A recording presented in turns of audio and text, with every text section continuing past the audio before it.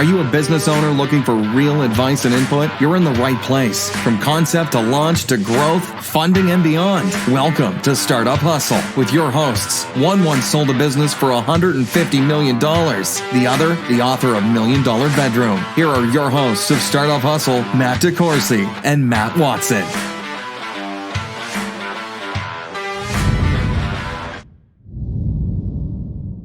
And we're back. Another episode of Startup Hustle brought to you by Fullscale.io. Matt DeCoursey here with another Matt, not Watson. Better Matt Baysinger. You know what? I'm going for that. I'll go. You know what? I'm going to agree, largely because you're here. I appreciate that. So and by the way, of all Matts on this podcast, you definitely have the most potential. Yes, I just like making fun of people who can't defend themselves. Yeah, I know. If the other Matt was here, we could still do that. Yeah, I know. Anyway, we miss you, Watson. Come back and do podcasts with us. He'll be back soon. So, Matt, you are the CEO of Swell Spark. Yeah. And you guys do some fun and interesting stuff, and we're going to talk all about it. I'd love it. What is Swell Spark? Right? Do you want me to answer? I don't know. I believe that let me take a guess. Is Swell Spark possibly an interactive experience startup? I don't know how you know so much about me. Clairvoyance. There it is. It's also the internet. And you also told me before we hit record. So what the hell is that? So I have been to one of your businesses where I threw axes. Yep. And it was fun. Yep. And I also realized I should never piss off my wife, who was with me, who is like pretty much like a world-class axe throwing champion. What's wild about it is it's a new thing for almost everyone who comes in. Right. And what we found is a lot of guys in particular, they come in and they don't want to listen to the directions or the instructions. And because in the grand scheme of things, axe throwing is actually a pretty easy thing to do. It's geometry, and that's really about it. It's not like a strength game. It's like darts. They're just bigger and a little bit sharper. So we find a lot of times that guys will come in and they'll get worked by their female friends because the gals actually pay attention to instructions and they listen to the coaches and they end up being really, really good at what they do. So let me paint the visual picture of blade and timber. Yep. And this kind of experience-based retail, it's non-traditional. It's not your normal stuff. I mean, for real, like, okay, first off, thank you. Because throwing, I like legitimately am one of those people like, dude, if I could throw axes right now, I would. Right. So we went and did it. So you basically, and hopefully this is portrayed in the way that you would like to, but you can picture something with alleys or lanes. Mm-hmm. Like a bowling alley is not the right way to truly describe it, but the concept of it. So you have your own section. Mm-hmm. You're 12 to 15 feet away from a wooden target on the wall. Yep. And then you go in, you check in, they give you a wristband to make sure you don't get too drunk while you're throwing axes. No drunk. But give you a little bit of room. Sure. Because, it is what it is. And then you do get some instruction from someone that, I don't know, are they certified? But they tell you, they say, look, this is how you play the game. This is how you do it. This is how you avoid hurting yourself or someone else here. Right. Yep. And then you kind of get to do what you do. Yeah. So we, axe throwing, like if you look at every single, it's going to happen to this podcast, right? The comments is they're going to say alcohol and axe throwing. What could go wrong? I said that actually like when I walked in. It's the easiest thing to say. And if you look at every news article, that's what folks say. And nothing has, right? Because we work with an organization called Axe Safety. All of our coaches go through a certification process. Like we put some time and effort and attention, energy into making this a fun and safe thing. And by the way, realistically, you'd have to be a real dumbass to hurt yourself. Yeah, because it really is safe. I mean, whether you're like drinking a couple beers, like you would have to try to hurt yourself. Yeah, Never at any point did I feel unsafe or insecure or anything like that. I mean, I would have had to have like turned around backwards and thrown an axe at someone. Yep. And that's not allowed for the record. Yeah. But yeah, so even if you like come 10 times in a row or something like that, there's no punch card. Maybe the 27th time we'd consider it. But no, But probably not. The idea is that it's fun and it's different, and Yeah, you just look at tradition. You were talking about retail, right? Yeah. And so it's a lot of folks ask me how I got into this. And, I was a high school guidance counselor before this. And all of a sudden, we're doing escape rooms and we're doing axe throwing. And I just see the value in people doing stuff together. Like, it seems like such a dumb idea to say, like, people like to have fun. That's not really a dumb idea. That's kind of like what most of us are trying to do. Really trying to do? It is with our day, but I don't think not always accomplishing it. We don't use words that simple, I don't think, right? Like fun almost has this cheap tone to it, like a girls just want to have fun song, right? It's like, oh, that, but like, what about things that have value, and what about really like working hard? And it's like, no, man, those things are great. Don't get me wrong, but I think it's really important that people have fun, and so that, historically it was bowling, it was dinner and a movie, it was going out, and it was all this stuff that I think our generation, for better or worse, we just like to try new things. Well, and I think that's the key to the whole thing is it is something different. Yeah. And you guys do a really brilliant job of getting people to share the experience. Sure. Like, so here I am, if I came I went with my wife, but I've seen so many people at your place. Once again, that's Blade and Timber. Is that bladeandtimber.com? It is. Yep.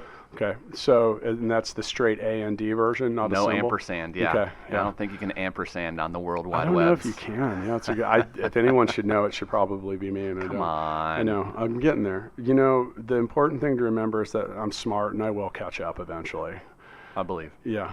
So, but, I think, all right, first off, I heard about your business by watching the Viral Boost that your existing clients or participants were creating online. Yep. So, and I saw people sometimes with their wife, but I saw a lot of people like you said, like that group experience, people with their coworkers or other friends and stuff like that. And then, you guys do a great job of encouraging that, like, hey, let's all take a picture. And and I posted a video of my wife, and on her very first throw, who literally cut that red circle in half. It's awesome.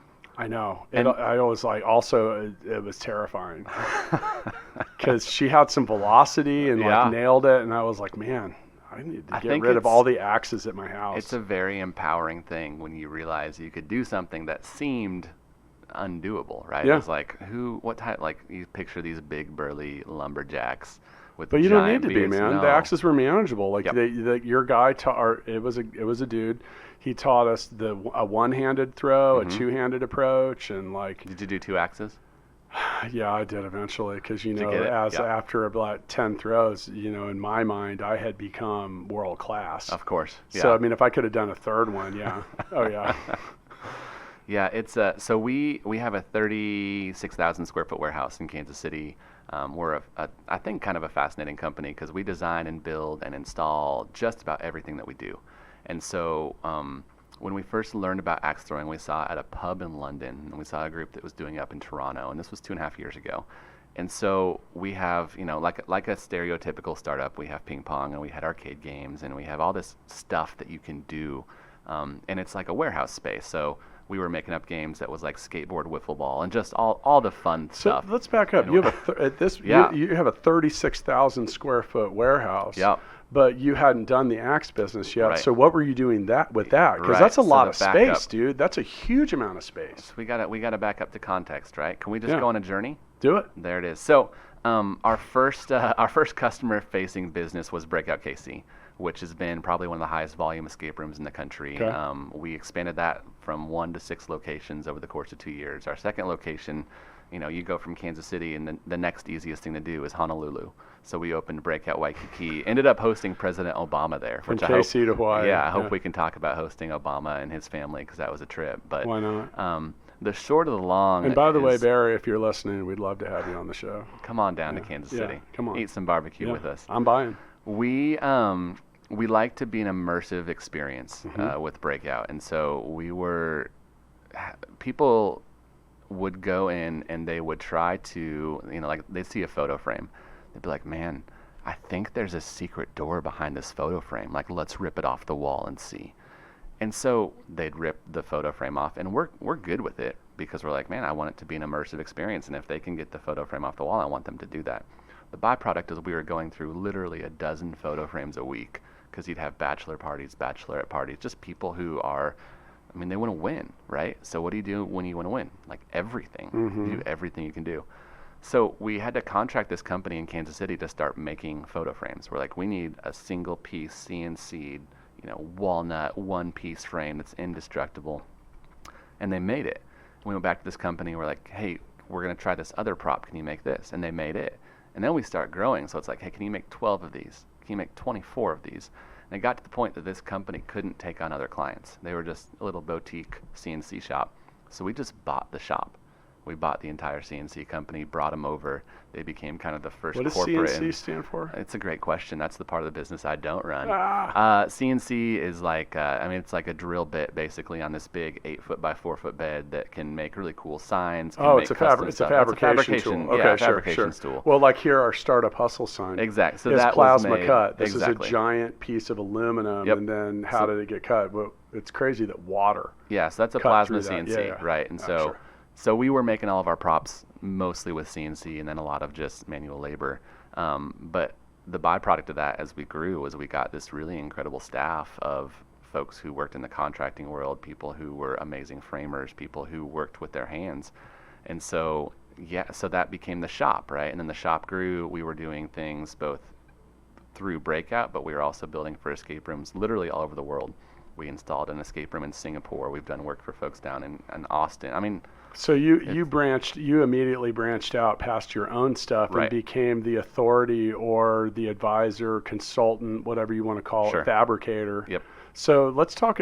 I want to talk about escape rooms for a bit, because I know that the concept has been around for a while, but these things really got popular over the last 5 years. And I know that because I am the founder of Gigabook. It's a booking platform, and we had like huge influx in inquiries over like a 2-year period from escape rooms. Yeah. And there was no booking solution for it. And a couple of our competitors kind of beat us to making that. But I noticed, I started looking, I was like, at first I was like, what the hell's an escape room? Yeah, I still every day, like when I tell someone who I meet, I'm like, we run an escape room. I'm like, oh, are those the things you put in your house when there's an intruder? Yeah, right. It's like, isn't that a panic room? Yeah. Yeah. But the escape rooms, it's basically a mystery puzzle, problem solving kind of thing. Puzzle Palace doesn't have the sexiness. Yeah. And even escape room, honestly, is kind of a bad name, but it's these epic adventures that you get to go on. Like you get to be Jason Bourne in the movie. Once again, group experience. Yeah. And so I approached Ryan, my business partner, and I was like, dude, I think I can concept these puzzles, but I can't build for crap. So can you help me build them? And he came from a construction background as well. He's like, yeah, I'll help you build them. And so we built the first thing, just completely bootstrapped, did it ourselves. But the moment for us, like escape rooms were awesome. We were probably one of the first 20 escape rooms in the country. By the time we built our 6th, there were 2,200 escape rooms in the United States. That's over a 2-year period. Yeah. It's like, that's what I said. They went through this, like all of a sudden they were everywhere. It just blew up, right? So how did that affect you? In a weird way. Like in Kansas City, what's funny about Kansas City is we're the Kleenex of escape rooms, and that in Kansas City and in Honolulu. The Kleenex of escape rooms. There's our show title right there. People call them breakout rooms in Kansas City, like overwhelmingly so compared to other markets. If you go to the Nashville or Los Angeles, they are called escape rooms or room escape games. And in Kansas City and in Honolulu, a lot of folks call them breakout rooms because we became the name brand.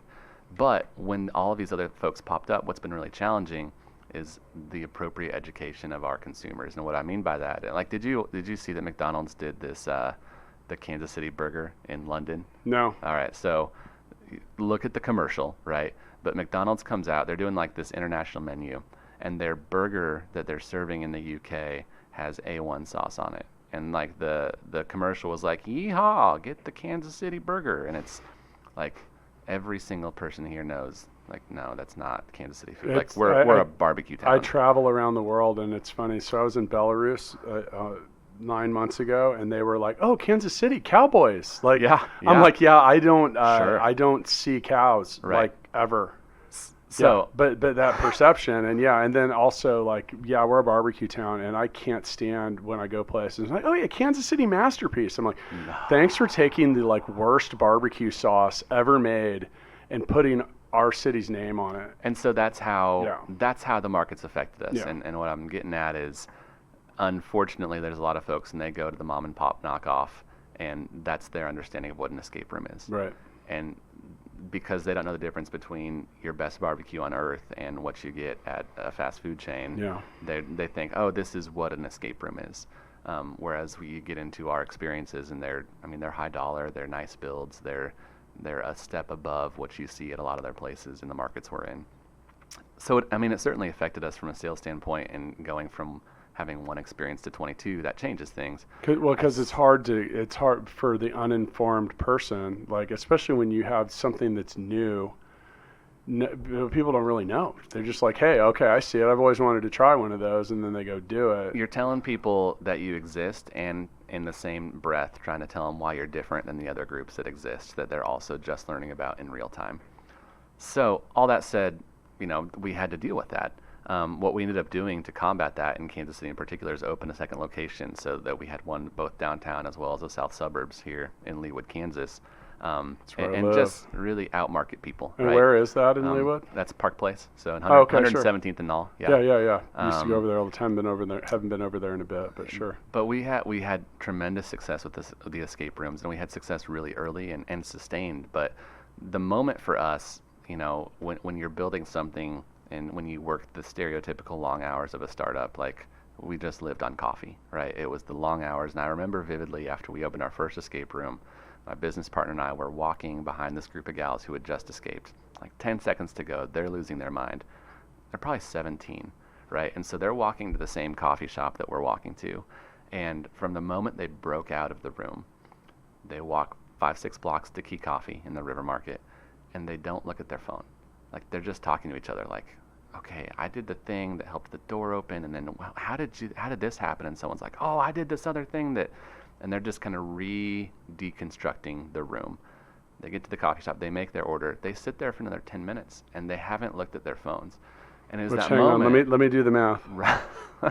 That is the longest that teenagers did not look at their phone in America. So we were like, holy crap, we've made something that's better than your phone. Yeah. And I know that sounds really dumb. It doesn't, though. So, like, all right, so I owned a business for 8 years where we were ticket brokers. Sure. So, and with that, prior to that, I worked in the music industry. Actually, yesterday, my third book came out. It was about the music industry.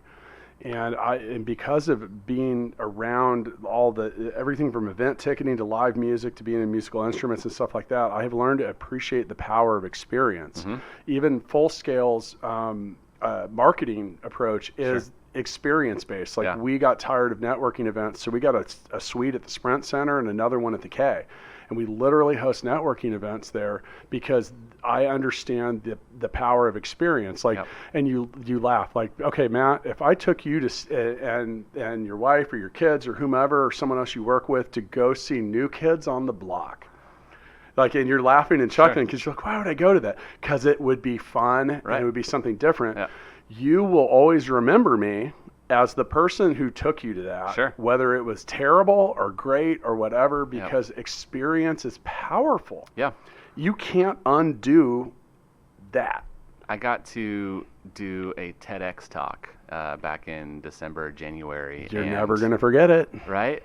But what we talked about, there's great there's Harvard-based research and doctoral level research that shows that basically anything that you do in life, if you do it with somebody else, it's better. Yeah, sure. Like, a really crappy thing becomes slightly less crappy. That's amazing thing becomes more amazing. That same research is why I needed you to come in and do the podcast with me, because if I was just talking to myself, it would have been a lot more challenging. It'd still be with Matt and Matt. It would be you and your other personality. This was a good vertical fit for me. Like, I have my notes are like way shorter than ever. I say that as if I want our listeners to believe that we do any preparation for this other than like the 3 minutes. And by the way, if you want to see and confirm that my face is in fact made for radio, you can check out the new Startup Hustle YouTube channel or visit us on Instagram at Startup Hustle Podcast. By the way, let's plug some more of your stuff because I'm in that plugging kind of mood. Appreciate so you get Blade and Timber. Yep.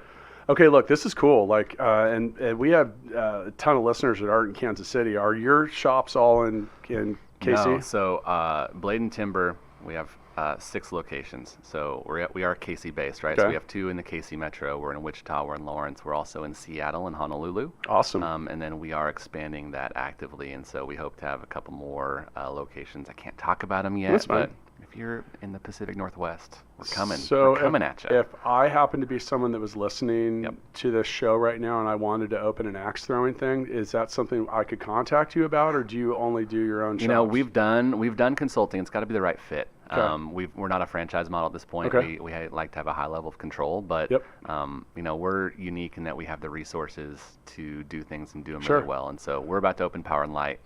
It will be absolutely the nicest axe throwing facility in the country, bar none. I guarantee it. But I want to stop, because so much about this show is about trying to get people good advice and understanding. Like, look, a guy like Matt who has an understanding of what you're trying to do is a worthwhile consultant to hire, because and sometimes people look at, they're like, oh, I tried to talk to a consultant and they were like $500 an hour. I was like, because that dude or gal is probably going to tell you more in 1 hour Sure. than you were going to fail miserably. You're going to slow down your trajectory. Like, as I've aged to the ripe age of 24, even though I look at 44. Wait, the other way around. I'm 44 and I just look 54 at 44. But I've really learned to appreciate that part about business and the approach. Like, can I hire someone for even a short burst or an ongoing thing that's going to prevent my failure? Sure. So let's stop for a second and let's captain the fail boat here. There it is. So what's something that you tried? So I would imagine with especially with maybe the escape rooms and breakout stuff, like there has to be something in there. Like, those are all different experiences. Sometimes they probably fail, or is there something different? Man, so the first escape room I ever opened, this is just for fun, and this is the new title, but you know, we don't know what we're doing. Like, we're just like, oh, I think I can do an escape room, and I think we can do it well. Is that the new title of the episode? We no, don't know what we're doing. It's gonna get better. It's gonna get better. But so we do these beta tests, right, of the very first escape room, and you know, we have our friends and family start to go through, and then we have other guests go through. But the very first group goes through, and they get to the last puzzle of this first room, and they try the combination that's supposed to work to open this thing, and it doesn't work. Like, we're watching and listening. I'm like, the code is 1, 2, 3, 4.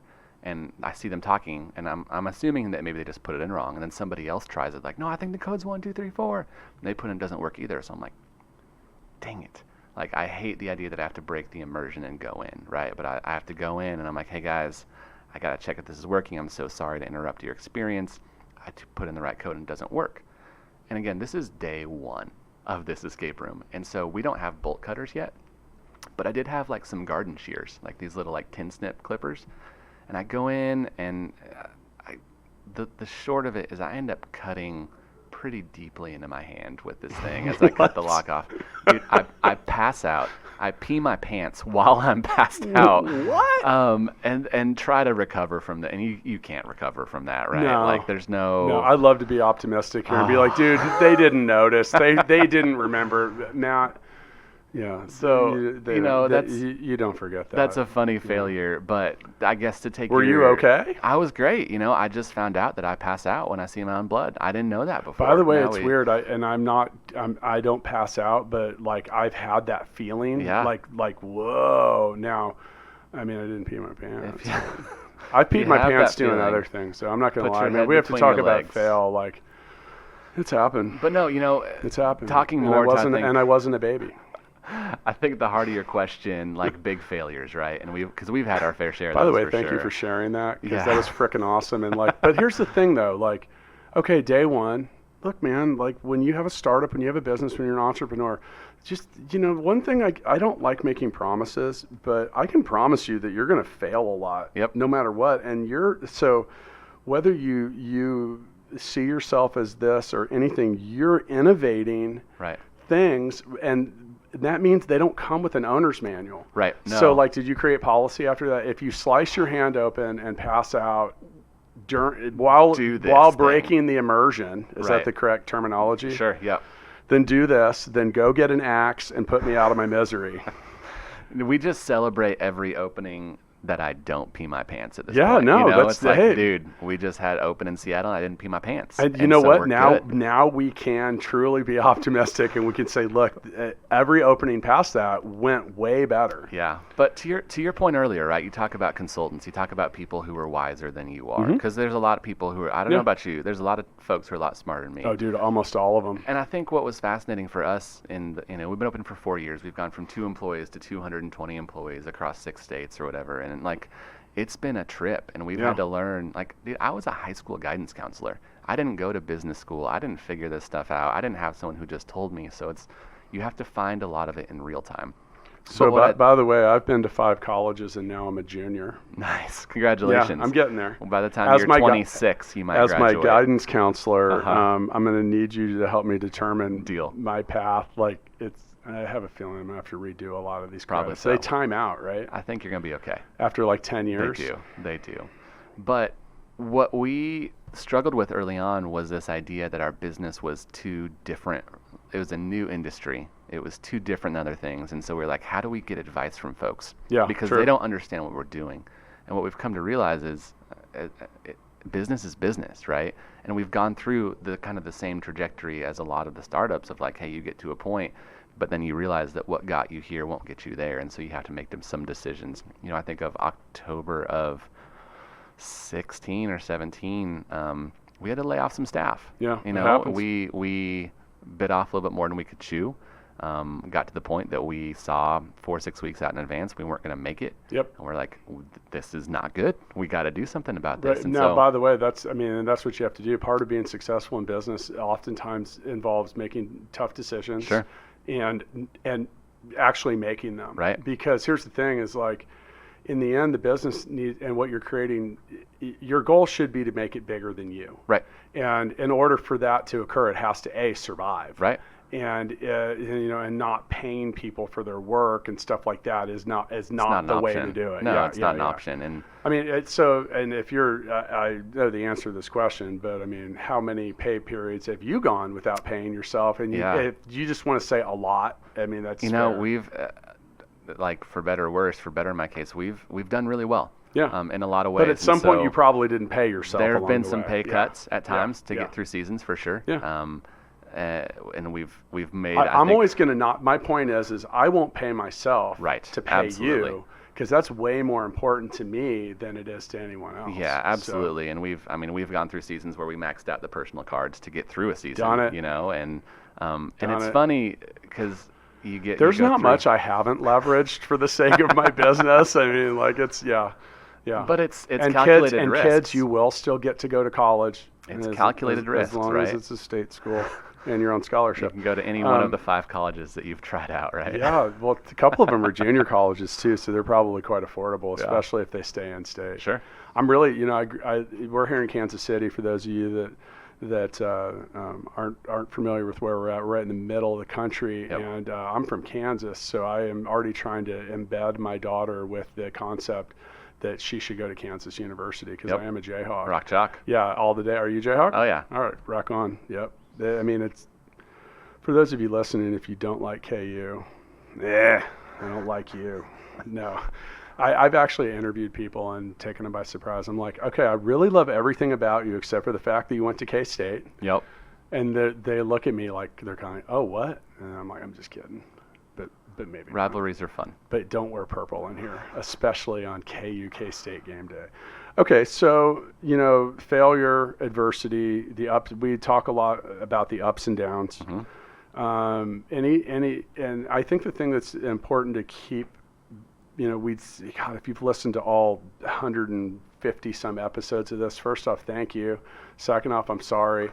But third off, you have definitely heard me and everyone else say, like, okay, 1, it's okay to fail. 2, you're going to go through a lot of ups and downs, man. This is not an easy way of life. We choose it for ourselves and as an entrepreneur. So all right, so you did well. I'm assuming you did well with Breakout KC. We did, yeah. Because I heard that way, and you don't have to get into this, but I heard that if done well, that can be a very lucrative thing. Absolutely, yeah. I mean, because you can be shoveling, you can be pushing people through. Sure. You have a set cost to create the games and the experience and stuff like that. Now it comes down to your ability to market, get them in the door, and also deliver a fun and interesting experience that isn't lame. Yeah, I mean, in the early days, it was a new thing, and everyone just wanted to do it, which is why it grew so quickly. Is everyone was like, "Holy crap! There's this whole untapped market. I want a piece of that." And what's been really fun over the 4 or 5 years is now it's like, hey, how can you make this more like Disney? Like, how can you make this not just this escape room where you go do a couple locks? Like, how can you make this an experience that's worth writing home about?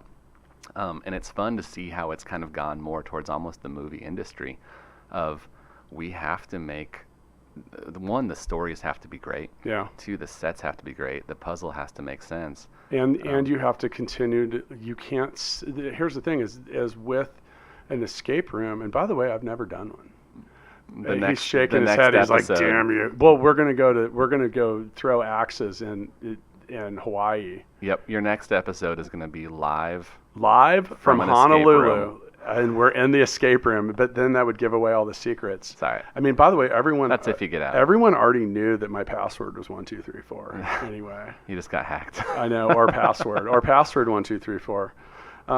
So yeah, and if you want to hack my account at fullscale.io with that password, go for it. So, you said 3.5 years, you're over 200 employees now. Yeah. So I shared with you earlier at Full Scale. So Full Scale, we help companies build software. Mm-hmm. Like there's a shortage of programmers, and startup and tech companies need help. Sure. So we help them build teams of dedicated people in our office in the Philippines. So we get to 170 employees in month 13. That's unbelievable. It's crazy, Yeah. but and fortunately we've had like amazing leadership both here and there. But good Lord, like so much to figure out. We had a lot of experience, and ever since the very first moment we opened the office, I referred to it as franchise unit 1. And we're not a franchise either, but I wanted to have that franchise mentality. Sure. So it was repeatable and easy to so when we want to open in Manila or somewhere else or anywhere, things were clearly defined. Mm-hmm. So people, partners, employees, they want that. They want that clear-cut definition, that owner's manual and stuff like that. Has it been a challenge to keep up with your own growth for those reasons? And I think it's pretty clear to see that this wasn't your first business, right? Like, no. You probably learned some of those things of like, oh my gosh, we actually need to create clear boundaries and we need to put these processes I learned in that we place needed them, but I also learned that I wasn't good at documenting them. Sure. And that's where our COO, like Daryl, if you're listening, like you're awesome at it. Yeah. I mean, he has made flow charts, documents, everything from so important. Containing links to forms and just these little things that. So, there's this term that my friend Blake Miller, the founder of Homebase, I don't know if you know Blake, he's here in Kansas City, but he says time arbitrage. Yeah. And the thing is you can't get that time back. So you think about the value of savings in time from preventing people from, if given the opportunity to do a bad job, most people kind of will, if you don't give them the tools to do a good one. Yep. So you force people to do a bad job or whatever, but it's just also that time that gets sucked out of every business, looking for a form, looking for a document. What do I do? How do I do this? Yeah. And then keeping that standard. So I would imagine with what you guys do, that's a key ingredient because you don't want it to be a different experience other than the actual, what I might see. You talk about opening the world-class axe-throwing venue. Sure. But the process and everything else should be similar to the one I went to, right? And if you go into our facilities around the country, they look different, right? Sure. They have to match. They're going to be different the area. shapes and whatever, and different zoning requirements and certain things too, right? Right. But the idea is, there has to be consistency in the product that you receive. Right. There just has to, because there's nothing worse than oh man, did you go to that restaurant? Yeah, it was garbage. Really excited. It was awesome. And you just learned there was a different chef in the kitchen. Sure. You have to set something up. That's not consistent. That can't happen. Yeah. And that can't happen if you're going to grow it. And I think in the really early days, and again, this was me, fresh out of guidance counseling, just thinking, I think we can do this. Let's give it a shot. And by the way, how the hell did that happen? We'll get to that in a second. Okay, that's not a traditional path. No, most people aren't not. So and were you in a high school, a grade school? I was at a prep school here in Kansas City. Okay, hopefully not one that I went to. It's a great one. It wouldn't open when you were there. I went to a couple high schools too. I've been to a lot of schools. But you're throwing me off. So when we first went, from 0 to a bajillion, it felt like, if you think of a metaphorical like tall tower, it's like, dude, we were just propping it up. Like, we saw the opportunity that we had, but we're just propping it up. So we weren't creating those processes. It was a very laissez-faire style of leadership of, we brought in people who I trusted, and I was just like, hey man, do your best and let's see that and hope that it works. And from a leadership perspective, I think because I was on site and active and Ryan was on site and active, it was really easy to follow the model of hard work that we had set, right? And we didn't have to create the manual because they could just see us doing the thing in real time. But you can't create the manual before you open any of the business. Well, for some businesses you might be able to, but not for this one. It's like making a map, right? You can't make the map until you go out on the trail and you're like, oh my gosh, that's where the lions live. And like, you write on the map, lions live here. And then you come back and you try a different way. And so when we first opened Hawaii was really when we had to start making those processes, because again, we went because you can't drive right up the street and go, no, man, it's like, if something goes wrong, it's 3,800 miles, it's a 12-hour flight that you have to book 12 hours in advance. Like, if something goes wrong, it's a day till I can address that. I win. Our office is 8,500 miles away. In 13 time zones. I'm only half the man that you are, Matt. Not true. Because here's the thing is, well, that's just a matter, it is really just a matter of hours. But dude, it's not easy to just jump on a plane and go to Hawaii. No, and so creating those processes, I was talking to a coach yesterday who's been really, really successful. And I think over the course of the last 12 years. Like a sports coach? Yeah, a volleyball coach. And their team has gone like, it's like 365 and 17 over the last 10 years. Not like bad. Absurd numbers. Yeah. I was like, dude, so, when you're talking to your team, do you talk about wins and losses? And he's like, no. He's like, winning is the outcome of the process that we've created.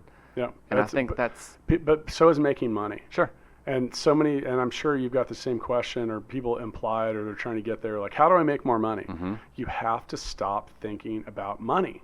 You have to get good at something. You have to, the money's a byproduct of becoming good at something in most cases. Doing something better than the person who needs it can do themselves, or easier, or faster. So you got to focus on being better at what you do. And so instead of putting your focal point on money, like, you still can be there, but money should be your way of keeping score. I don't know, man. For the level of expertise you're achieving. That if I just sign up for this great product, that it's going to be so easy for me to make money. I just have to get 20 more friends to sign up. Who gets 20 more friends to sign up? That's actually called a Ponzi scheme.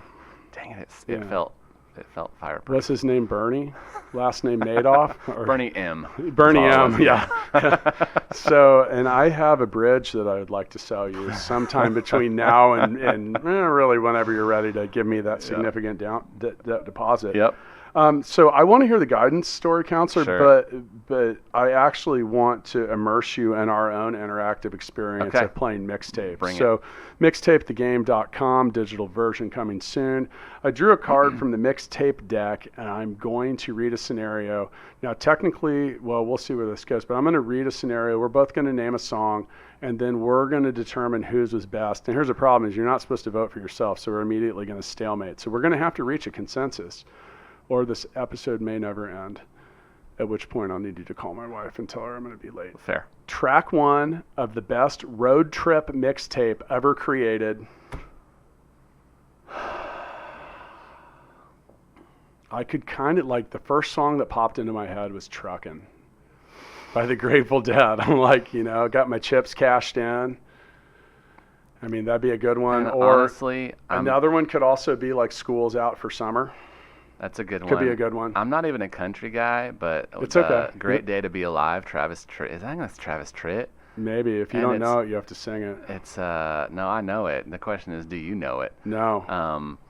And it's just like good vibes, It's a great day to be alive. That's my voice. You have the voice of an angel. And it's both just, Matts have the voice of an angel here on today's episode of Startup Hustle. I think Hustle. it sets the tone of gratitude. And if you're going to road trip, you got to remember hey, you're not going to get to Manila overnight. True. It's the trip, right? Yeah. It's just being a part of it and enjoying Western Kansas and enjoying Eastern Colorado. That's a tough ask. Right. To enjoy Western Kansas. But if you want to enjoy the road trip, you got to do it, right? It's true. You stop at that giant ball of twine. So we're going to do this. If you're listening, we are actually going to post on @Startup Hustle Podcast on Instagram, where you can choose which mixtape answer you like the best. You had "We Will Clearly Define the Song" by Travis Tritt. And Great Day to Be Alive. I just don't know if it's by Travis Tritt. That's the name of the song. Okay, we'll figure it out between now and then. Fair. And I'm going with Truckin'. All right. Just because that's how I feel so many days now. I'm like, I got my chips cashed in. I'm just gonna keep trucking. I think you're gonna win. Maybe. Hey, just put on the survey, who do you vote for, Matt or Matt? But don't put. By the way, thanks for giving that. Dang it! You would think the guy from the escape room wouldn't give away the password of 1, 2, 3, 4. I'm so sorry. If you want to see a video of me cutting my hand off later, I will be. No, I'm not doing that. Sorry. Don't. Anyway, yeah, vote for us. vote for Matt or Matt. By the way, we've had a lot of fun with that because I can title things like Matt goes to the trade show or just something. Matt pisses off everyone. Okay, so you were a guidance counselor. Yeah, and that's really the start of business is being a guidance counselor. So, no, hang with me for a sec. So I'll preface by saying I legitimately have liked every job I've ever had. Okay. Like, I like to work. Right? All right, I think sure. that's maybe part of the entrepreneurial spirit. Okay. But I had the opportunity to be a high school guidance counselor at St. James Academy here in Lenexa. Amazing school, amazing staff. I did not go there. You didn't go there. But my first love was video. And so, initially started with journalism and wanted to tell stories. And then I vividly remember my first year of my freshman year of college, as our professor walked in, they were like, hey, there's this new thing called YouTube. And I don't know what it's going to do to video. And I don't know if you guys will have jobs when you graduate. So welcome to Journalism 101. And we're just like, what?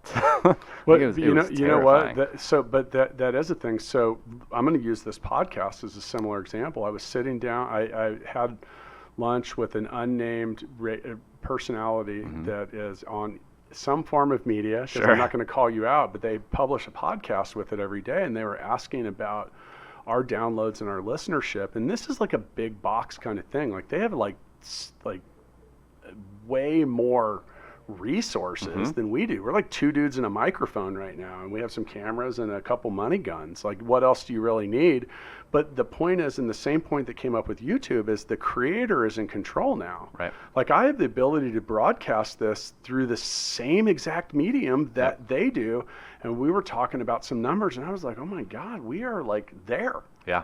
Like, here we are on the Startup Hustle podcast. But the point is but while that seemed, I don't know where we're going with video, you were actually entering a golden age of video. Sure. Because that actually made it accessible, and then the phone technology caught up, and now I got a 4K camera in my pocket. Right. And so what I didn't know at the time, right, is they were talking more like, where is this from a traditional news source? Like, right. how is this going to affect news? That's really what they were trying to say. But sure. To get to it, hey there, taking photos. To get to it, so I stopped doing video. I stopped doing journalism, and it just became kind of this side passion hobby thing for me. All through growing up and through going through college. Well, we get to the point that I'm a high school guidance counselor, and I showed this video to my president, and I was like, hey man, by the way, I create video. Was this when Obama was at your place? This was before. So this was before I'd become a business person. I just had the video hobby. And so even though at this point I'm a high school guidance counselor, I was like, hey, by the way, if you ever need it, I make video. Like I do video well. Yeah. And over the course of the 4 years, it got to the point that I was doing as much video work for them as I was doing counseling. And so we hired some folks to take over counseling. I went into just doing video. But the real kicker was I had these summers off. And so in summers off, like, I thought it was going to be just this relaxing, like, go chill at the pool. And that was when I realized pretty quickly, like, I'm not a relaxed go chill at the pool guy. Like, I want something to do. Right. And so I started my first company just doing film. I called it Baysinger Films. Started my first company doing film work. Started with weddings and got into eventually doing a lot of fitness and restaurant work.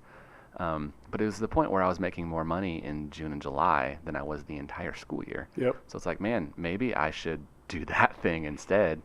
That allowed me the opportunity to get office space. This was before WeWork and things like this, yep. And so I had this concept to do a soda shop. So we've had the KC Soda Company on here. Yeah. That was my company. I sold that company in 2016. To him?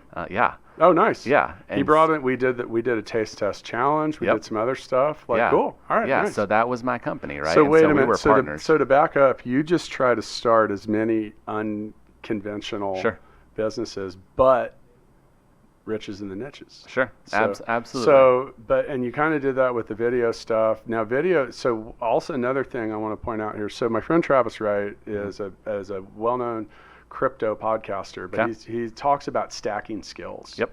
And so I've done this with video myself, and I'm not going to claim to be like Mr. Video Producer, but I'm a prosumer. Sure. And I did it with my own stuff, and some of like, go check. It's funny, like go watch my YouTube video at the DeCoursey YouTube channel where I talk about the day that I learned that some people pour the milk before the cereal. Whoa, what?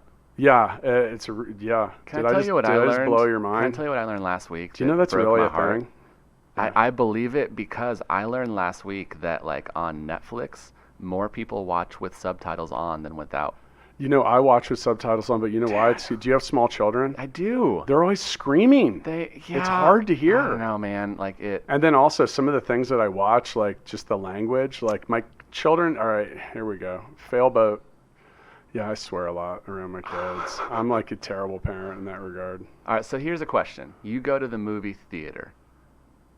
Would you prefer to have subtitles on the movie? Okay. Never there. So like in the optimal viewing environment, you prefer without subtitles. Well, yeah, in that regard, because it's going to be quiet. So here's the thing: is I'm 44 and I don't hear as well as I used to. I have a history of being around live music and stuff like that. Dude, I'm like kind of deaf. Like when I'm in a room that has other noise going on, I do have a difficult time hearing sometimes. And so some of it is maybe I'm just preparing myself for the worst years to come. But you say more people watch with them on? Yeah, it's crazy. So I learned this last week. I started texting all my friends, and I was shocked to hear that 6 out of 10 of my friends in this very formal survey. So you took that information straight into your own scientific survey. It broke my heart. Okay, so look. Where were we going? We're talking about weird stuff, like largely people that pour the milk before the cereal. So my wife told me that, and I was just dumbfounded. I was like, and I've been married for a while, and honey, I love you, but you know we both listen to about 25% of what we say for the most part. I'm being realistic here. So she said that, and I stopped. I was like, wait, what? I was just blown away. And then I made a comment about it on my Facebook page, and at that point, the only thing that I'd ever received more engagement on Facebook about was either announcing my children were being born or that my books were coming out. Yep. And it was maybe up there with it. And I was like, wow, people are really passionate about this. Sure. So yeah, anyway. But yeah, video's good. And so as an entrepreneur though, stacking these skills and you know what, it wasn't that hard to learn how to do it. This podcast started the same way. I started with GarageBand, and then I remember when I was I think I'm ready for Logic Pro. And $300 later or whatever, $200 later, now in the defense of the quote non-technical, I did have a history in the music industry, so I felt a little braver about approaching both, but it doesn't mean that I knew anything. I learned video as a sophomore in high school, and it's funny for me, especially in the counseling role, I talk to people, or when I speak about my path to where we are now and sharing about the successes that we've had, it's and back to something you said earlier, I had a skill, not just an idea, but I had a skill that I could do really well. And to think that at the end of the day, when I was at the point that I was doing, when I left education for video work, it's I just left something I got a master's degree in for something that I learned as a tangible skill as a sophomore in high school that had more buying power in the marketplace. That was it was also in demand because some of these things, much like the escape room did for you at one point, certain things swell past and that's do they swell and spark? Yeah. Oh, I like what you did there. That is. Yeah, that was strong. That was really strong. Thank you. We appreciate good wordplay here. But you talk about the same thing's going on with Full Scale. All of a sudden, we found ourselves very well positioned in a pocket of huge amounts of tech talent available with direct access to a lot of people that needed help finding tech talent. Yeah. So like that's how we grew so fast. And like honestly, we probably could have grown faster. We've had to slam the, I don't want to say slam the brakes on, but we've tapped them. And at certain points, so I said, for the greater good of ourselves, our sanity, our clients, and our business, we have to be careful because we need to get certain things in line and get our arms around them. Because when some of that's, now here's the thing, is when you build a bigger company or whatever you're doing, if you lose control of this apparatus, it can be hard to get it back in line. Yeah, we doubled in size in 2018, and we've slowed down just a little bit, so we're doing fewer experiences but bigger now. Right. And it's kind of the idea of like, man, we're multiplying some stuff right here. Yep. And we got to make sure we check the stuff that we're multiplying. We got to get it right here before we can because it just starts like, out. you remember those things you put out, those kids' toys you put out in the yard and you plug the hose in, it's got all like the hair and it's just shooting in a million. Well, your business can turn into that in a heartbeat. I mean, that is not hard to create. And the problem is why you can get some of it back into control is on the longer term outlook, you can also really like mess up some cultural things. And create some bad habits that are hard to undo. So that it's not just about how big you can get and how fast you can do it. Sure, some things I'll let you go for it.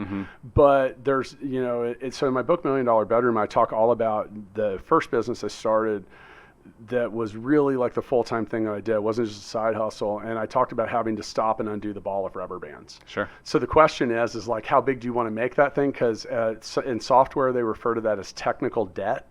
Okay. These are the shortcuts and the dumb things you do. Like, all right, so your picture frame example. Right. You had to get your arms around that. Otherwise, you were just going to be in the business of replacing the picture frames or whatever. So that was an example of technical debt. Sure. So like with software, you make shortcuts or do certain things, and you eventually realize you're like, I'm going to make this truly scalable. I'm going to have to go back and fix it. So you do have to pay this debt back, and either that or you have to continue paying the juice on it. Yeah, and that we with Breakout, we were just going to markets that we thought felt good. It was like gut check. Okay, you want to try this other? Yeah, let's give it a shot. And we did let's some open research. a store in Denver. We tried to make sure that would make sense. And I think again we made more good decisions than bad. But with Blade and Timber, we were very intentional. So our first 4 locations, we went to downtown Kansas City. From there, we went to the Kansas City suburbs. From there, we went to Wichita, which is kind of a mid-market. Yeah, and sure. From there, we went to Lawrence, which is a small college town. And we have great data about what our customer base looked like in those places, about how many people were coming, what hours we were working. Are you that exact? I mean, do you know, have a basic idea of like the demographic? Yes. And so that makes it a lot easier to market. What's really nice about our experiences is that they are waiver based, right? And so with our, we have to, if you're kind of come throw an axe, you're gonna have to sign a waiver. Yeah. And so with that, we get good data on our customers, right? True. And so it's allowed us now, as we're really going to what I'd say phase 2 of the expansion of Blade and Timber, it's like we know exactly where we need to go. We know exactly what markets we need to be in. And I think the most important piece is, could we have gone and opened in every town of 500,000 people in the country and done it really quickly?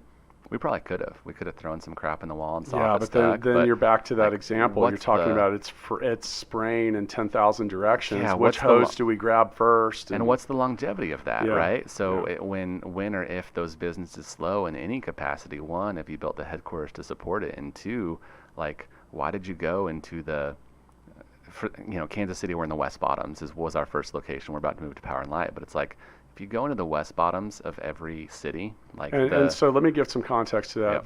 That's an older section of town that had its glory days and is now being revamped, or the fact that it's old and classic is its draw. In Kansas City, there are a lot of people in maybe the suburbs who just won't go to the West Bottoms. They're like, it's it wasn't. But now it's coming up a little. Sure, like Hy-Vee Arena just got souped up. They're building some other stuff down there, and some of it being successful is also seeing the next cool place and planting your flag. And so using your tech terms, right, is like, there's a lot of places we could go in any given market where you're going to get the early adopters no matter what. Yeah. It's like the people who always want to do it first. It's like, dude, we could open up in the middle of nowhere and they're going to come because it's awesome. But it's like, how do you get their friends, and how do you get their friends' friends? And the way that you do that, the way that we do that, is by making sure that we're in places where we have some sustainability and longevity. We're going to the best places of town now. And so those were things that we got to go out and get good data and learn, and now take a step back, because all of a sudden, instead of doing these locations that we can just throw a couple $1,000s at the wall and go build it, it's like, no, we're going to do it right. we're going to do this thing because it's going to last 10 years, and we're going to sign a 10-year lease because we believe in this concept and its ability to be here for a while. There's something, and that just reminded me of, the Vikings used to arrive on the shore and they would burn the boats. They're like, fuck it, we're not coming back. Yeah. We're here now. Light that thing on fire. But I mean, that's kind of what you just described. Like, I mean, a 10-year lease, like, so you either have to make something work, and you don't know. Like, are people still going to be into axe throwing in 8 years? I mean, maybe you have to pivot, maybe you have to do something, but I like that sense of commitment. So as we kind of round out and shut this down, what are a couple things? So Matt, first off, congratulations on all of your experience. Appreciate it. I've enjoyed this. And for those of you that didn't watch on YouTube yet, so Matt I can just tell you're a very positive, driven, energetic person, and I think that that's an important quality to maintain. Because look, once again, it ain't always going to be pretty. Sure. And you got to go through a lot of shit. People are like, "Oh, you're so lucky to have done well." I'm like, I didn't feel lucky last week. I worked 90 hours. Can't believe that you got that concept and you just did it. That was great. Yeah. Well, two things. Because one, we have been trading complisults lately. Like my friend, so my book that just came out was about the music industry, and my buddy Joel, who's in a band called Humphreys McGee, so people come up and be like, "I really love your early stuff." I'm like, or like the startup one we've had. Your first startup was amazing. Yep. Matt, what you did at Breakout KC was amazing. Thank you. Yes. Kind of. Yeah. Have you gotten one of those along the way or something? Like I would think that with some of your stuff, it might be like, an escape room, how cute, or something, like not realizing like, hey, this is like a major thing. Like you got hundreds of people coming through here every day. That's one of the funny things about growing a startup, right? Is you'll have, like, we have employees who have been with us for 4.5 years who were there when I was the manager. Yeah.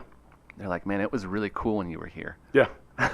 and there you go. That's it. Right, you have to think like, man, it was, and to a degree. But that was a complisult. It was. That means like, man, it was a lot cooler when you were here. What happened? Yeah. This has all gone down. But it's like, man, how do you? But yeah. Anyway. So you get rapid fire here. What are 2 or 3 things that you think are important to when it comes to starting your own business, being an entrepreneur, having a start? Man, my kick right now is time management, and I know that that's a pretty vague No, term. It's not. You get so much of it every day. I sat with someone recently, and one of the things that Apple has done, I'm sure Android does this as well, but like I get a report on my phone of how much I use it every day, right? And I'll go when I meet with high school kids or college kids or young professionals, whatever, and I'll ask them, I'll be like, hey, pull up how much time you've used your phone today. Yeah. And there's people who have been on their phone 7-8 hours. So where can you replace that time with like, something useful? Yeah. Like here, just the simple math blows my mind, right? If you just limit your phone time by an hour, that's 30 hours a month, which is the equivalent of nearly 4 entire work days. Yeah. That you can get back to do whatever the heck you want to do by making, honestly, 0 adjustments. Matt, I literally wrote a book about that. And like that's like the whole crux is like, what do you want to do in life? How long will it take you to do it? And how can you break that goal down into bite-sized pieces and replace shit that is of low value? Yeah, man. Playing video games, looking at your phone, getting drunk. Like, it doesn't mean you have to never do any of those things. Right. But like, and I say start with 30 minutes. Because like, dude, that's 180 hours a year. You could like get a pilot's license. It's unreal. You could learn to actually be licensed to fly a jet. Seriously. Not even just a pilot license, but a jet with that 30 minutes a day reinvested into yourself. And like, so you got to reverse engineer your own success and bring that down. And the bigger your business gets, the more you get sucked in. And that's where the time management comes. Because with 220 employees, if each one of them wastes 2 minutes of your day, that's an 8-hour day. You know, I remember a meeting and it's like 10 people and someone showed up late. And I was just like, hey, and I did the quick math. And this is kind of a jerk move. I'll own that. You were 3 minutes late and there's 10 people here. You just wasted 30 minutes. You wasted 30 minutes and this many dollars, right? But back to the time management thing, it's like, you know, we have time to do the things we want to do. I think there's almost like a worship of busy. Like you go like, hey man, how you doing? Oh, I'm busy. It's like, are you? Like, is that because you made yourself busy doing stupid crap, or is that because Is that because you're legitimately busy? And some days I'm legitimately busy. Sure. Some days you're putting out fires and cleaning up the plates Absolutely. that fell. It is often Yeah. the former, though, Yeah. especially for people who are like, Matt, like, they're like, how do you have so much time to do this stuff? I'm like, I have the same amount of time. Priority. And there's the assumption that I don't sleep very much. I'm like, no, dude. By the way, I roll with that too. They think I'm like a zombie or a bot because they're like, I mean, literally every one of my employees has pointed it out. They're like, do you sleep? I'm like, not a whole lot. Yeah. But I some. Yeah, but see, I do sleep. I'm a man. There's I a lot wish of I people did. who I got to make good decisions for. But Yeah. to your point, I think time management is super important. Cutting out stuff that you don't need to do is a huge thing. And then Just simple, man.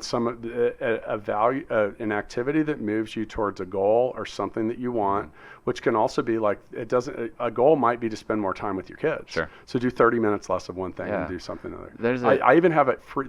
I have an app. The Balance Me app is free in the App Store. You can check it out, and it'll help you measure your own balance between your personal, professional, and physical life. There's this movie. I know you're trying to wrap me up. But No, I'm we're gonna good. keep We talking. have to do whatever. You know, I don't even remember Central Intelligence, I think, with The Rock and Kevin Hart. Yeah. You remember this one? Oh yeah, yeah. It's fine. It won an Oscar, didn't it? I don't know that it Maybe did. not. But there's this moment, right? So The Rock is like this overweight guy, and he gets picked on and made fun of in high school. And then you flash forward, it's a 20-year reunion. And now he's The He's Rock. The Rock. Yeah. And Kevin Hart is like, dude, what did you do? Yeah. And The Rock's like, I just did one simple thing. I worked out every day for 6 hours a day for the last 20 years. It's like, because on a certain note, it's like, man, that's a really simple answer.